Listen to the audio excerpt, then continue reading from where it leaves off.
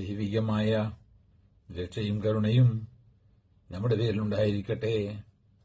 വിശുദ്ധ ഖുർആൻ അധ്യായം 2 സൂറത്ത് അൽ-ബഖറ വചനം 59. ബിസ്മില്ലാഹിർ റഹ്മാനിർ റഹീം.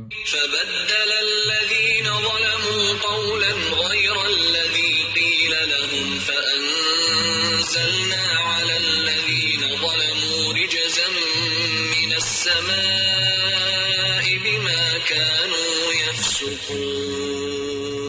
എന്നാൽ ആ അക്രമം പ്രവർത്തിച്ചവർ തങ്ങളോട് പറയപ്പെട്ടതല്ലാത്ത ഒരു വാക്ക് അതിന് പകരമാക്കി മാറ്റി.